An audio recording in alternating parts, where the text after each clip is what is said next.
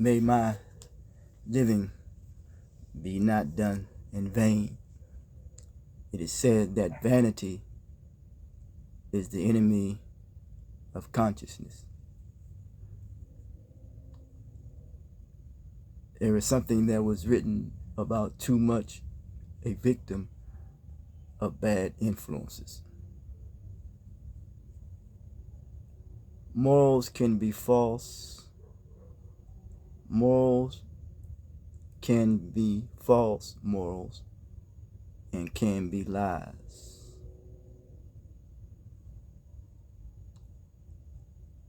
Morals.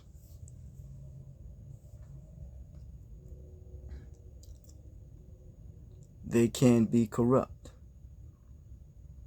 Morals are right and wrong. Morals are filthy and clean. Some people have filthy morals. Others have clean morals. Some have right morals, others corrupt morals.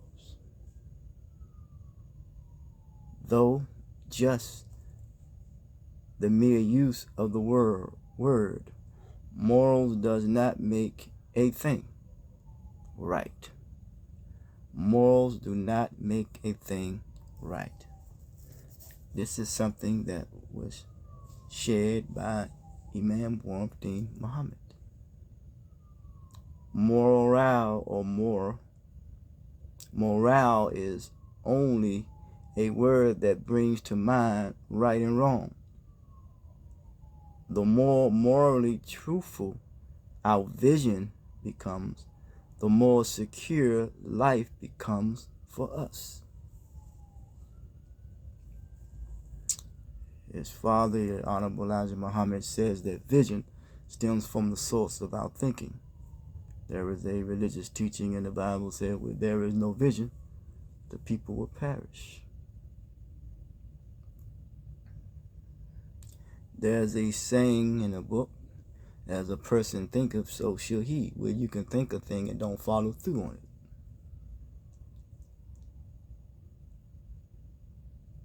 Dealing with something that you have premeditated or gave thought to. Dejahuti, the way of words, processing or processing out of too much of being a victim or a victim of bad influences. Too much of victimization, it really becomes torture.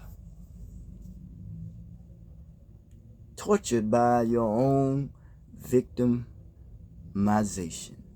And this is me adding to it now, which is to be under the curse of grief.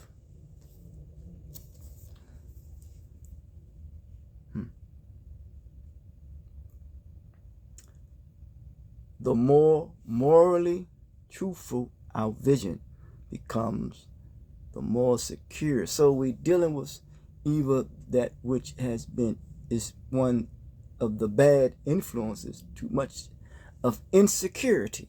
One feels insecure about him or herself.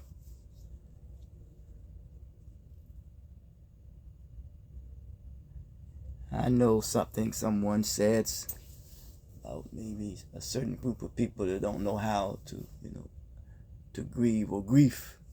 But that's another ball game within itself. Okay, this what I'm reading goes on to say by William D. Muhammad that it is as simple as that. Made it simple. The more morally truthful our vision becomes, the more secure life becomes.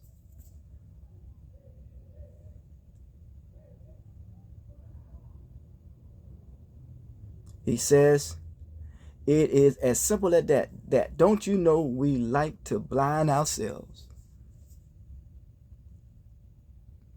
with too much a bad influence of being a victim of victimization, or being a victim of bad influences, which is torture, man.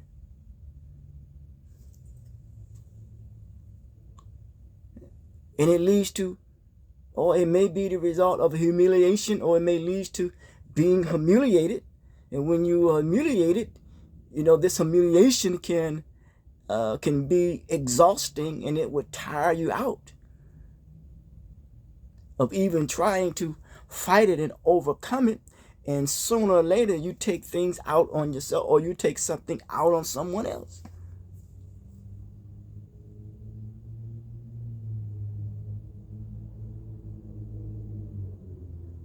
Once again, the more morally truthful our vision becomes, how we see ourselves, how we see others. When we try to belong to something outside of ourselves and find our place of belonging outside of ourselves, rather than find our place of belonging inside of ourselves, that could be considered to be very challenging, because we don't process of going through self introspection, or dealing with what is called quick change of thinking or thought, cognitive agility. Yes. When an athlete does something very spectacular, that's his or her agility. To do things quickly. It's like a quickening. We become stuck because we blind ourselves. And that's cognitive dissonance. We can blind ourselves to the fact that which is right before us. So it's kind of hard to deal with what is right before us if there's too much too much being a victim, or playing the role of a victim of too much bad influences. Something external could come in and be a bad influence. An environment in which you live, people who you interact with, could be a bad influence. That which we consume could be a bad influence. That which we read could be a bad influence. It don't make no difference what type of text it is, religious or whatever, otherwise, or academic or whatever. It could be too much a bad influence.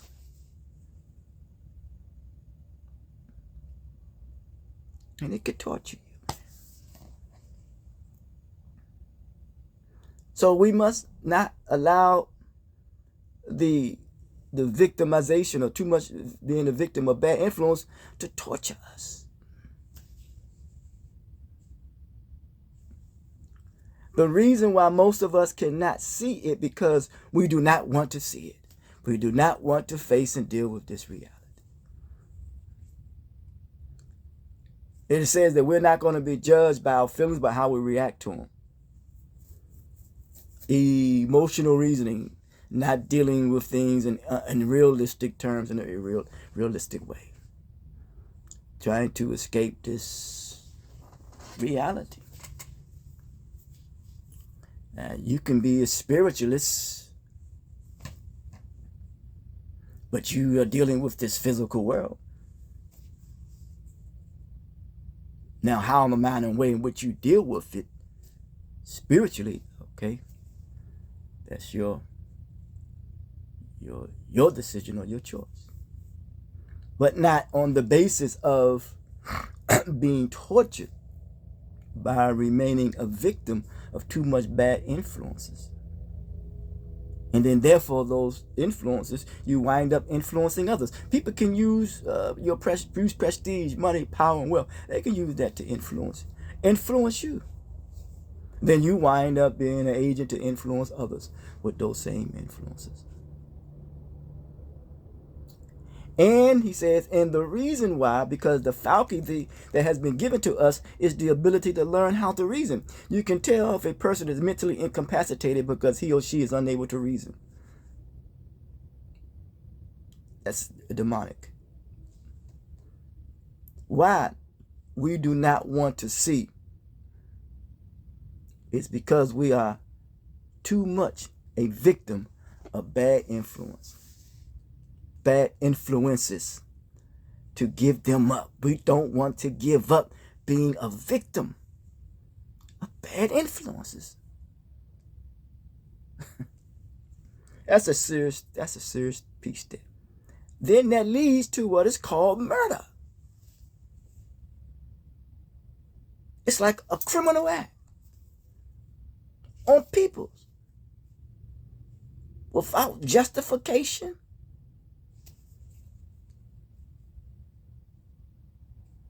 It's got to deal with the malice, man. The malice. In other words, he says that we are weak. Is this intellectually weak? Morally weak, as I said, cognitive agility. Then I can never say self-introspection. Processing whatever it is that is victimizing us or that is grieving us and processing that out of us. Because happiness is the joy that you feel when you're in pursuit of your potential. I think that was Imam himself too.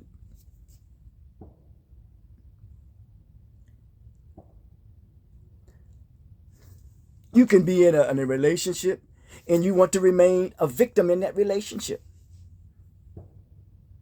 You can't see yourself out because you don't want to see yourself out. What do you don't want to see? What is it that you don't want to see? You don't want to see that which is harming and hurting you is not good for you.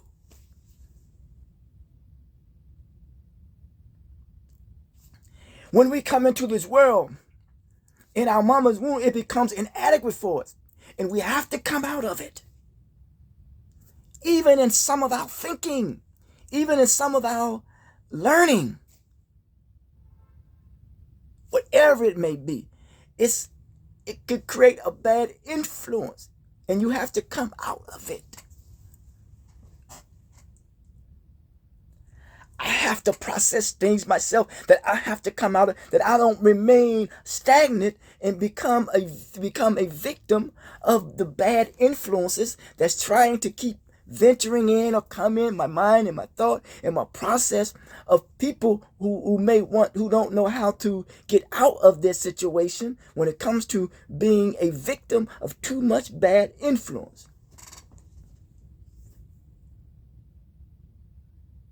It could be family, man. It could be a friend. Maybe it could be a foe. I don't know, an enemy. It could be the environment, the people who make up the environment. It could be in a conversation that you're having with someone. That they themselves are blind, so they don't want you they want to keep you blind. So therefore, it's like the blind leading the blind, and people both fall down to the pit. Then the hostility, the animosity, the hatred, the humiliation, the torture, the punishment that one gives him or herself or give another.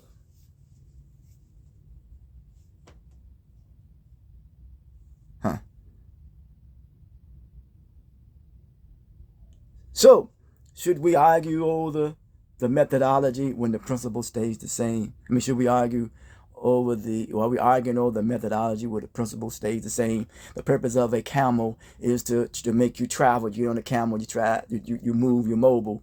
And the purpose of getting in the car is to travel. So we're arguing over the methodology where the principle stays the same. It's the principles now, the principles. But the principle deals with the trends, that which is popular, that which is fashionable. Then people do things that which is safe, that which is popular.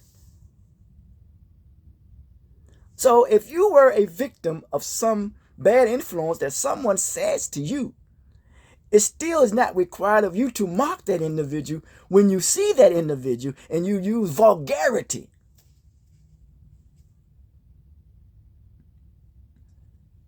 And saying something to that individual and making a mockery of the individual who they themselves were under the influence of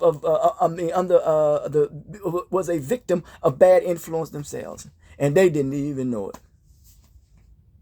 But now you have achieved some financial success, and then when you make mockery of them with a sense of vulgarity and putting them down, then that's supposed to be celebrated.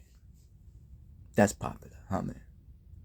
To make mockery of others. Be careful, though. That's the flip side, though. But understand this, though. The one who made mockery of you, but be careful that they made mockery of you, but you wind up surpassing them. I understand that. Huh? I understand that. But you may have surpassed them materially, but spiritually, there's work that needs to be done. For me, spiritually, anything remains in a natural form and natural state. But I'm talking about the totality of your mental, emotional, spiritual well-being. Yes. So, in other words, we're weak. We have been beaten down by bad influences. Beat down. We have been made, he says, a coward to bad influences. Good God Almighty. Don't mean to use that term there. You know, God that's generated in the brain. The order. Either you can be destructive or constructive in our thinking and our behavior. A decree of a degree, or a degree of a decree. An edict. So since we cannot, but we can, but since we cannot,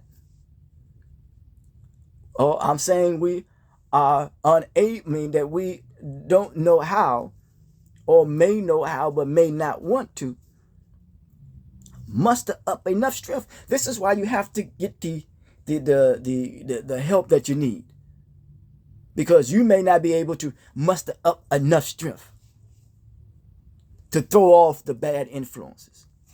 Huh? Whatever you use, whatever platform you may use it as a muster up enough strength.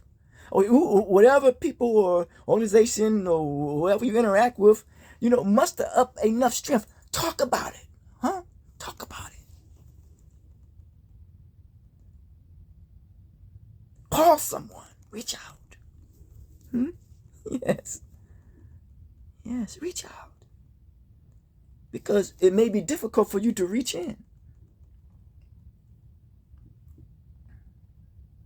But if you remain too much a victim of bad influences, you may have something at your disposal, but you don't know that you have the help right there among you, but yet you don't know it because you're remaining too much a victim of bad influence.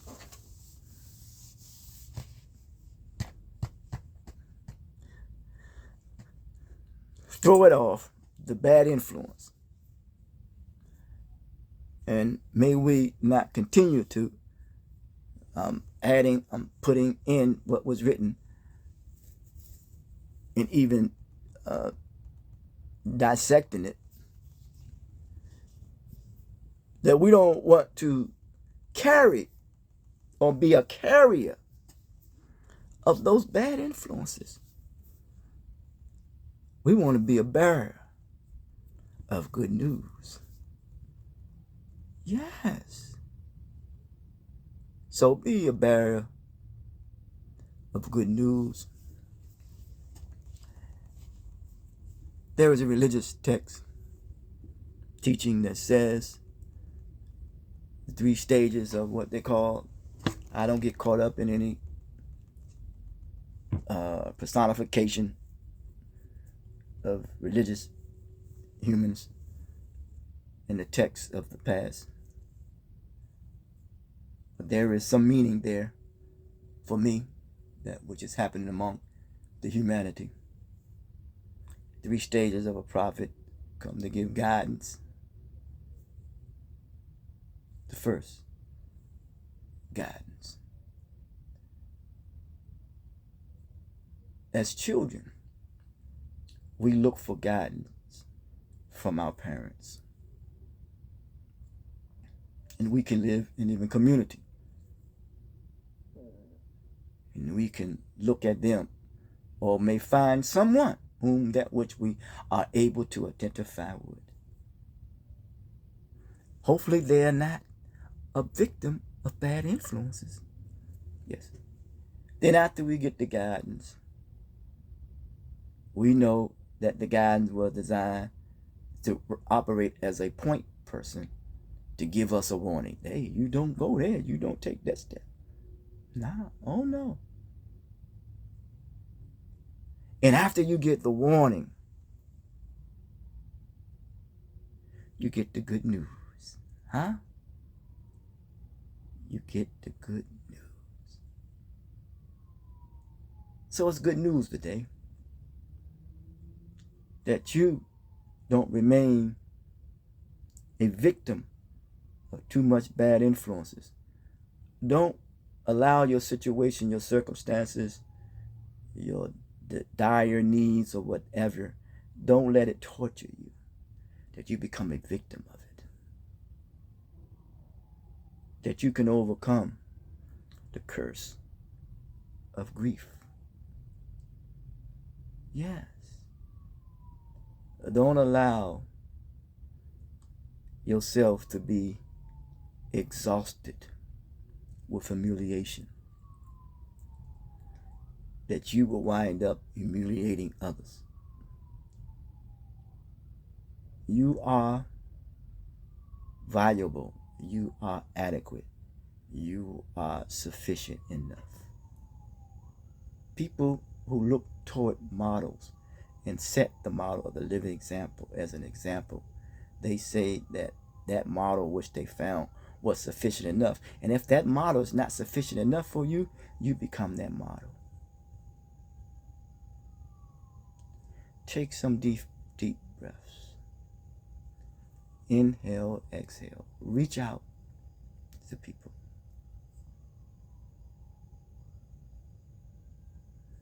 Drink a nice cup of tea, warm tea.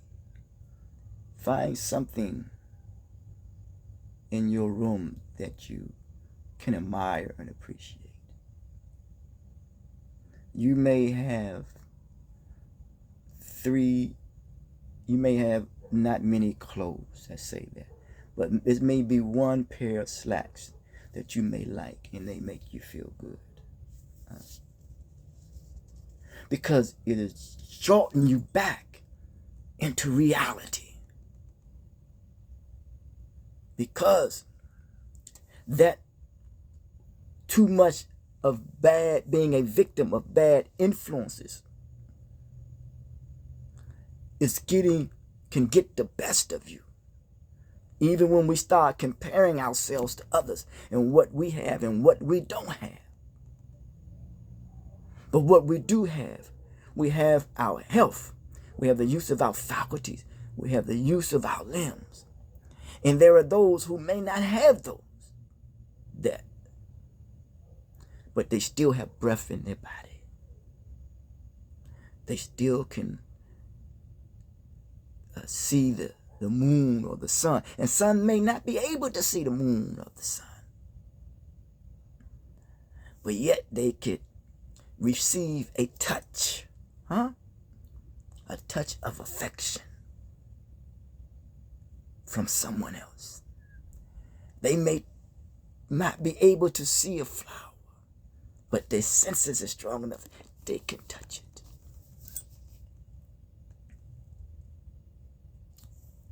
Touch someone today with your loving kindness, with your generosity. Embrace yourself. Breathe in, breathe out.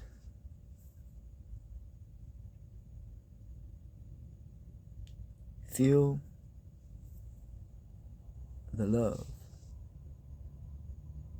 the tenderness, the human compassion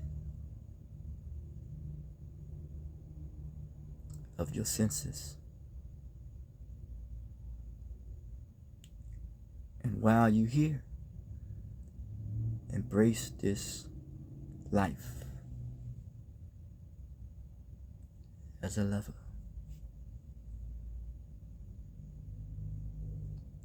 You are, and we are, intimate beings of affection.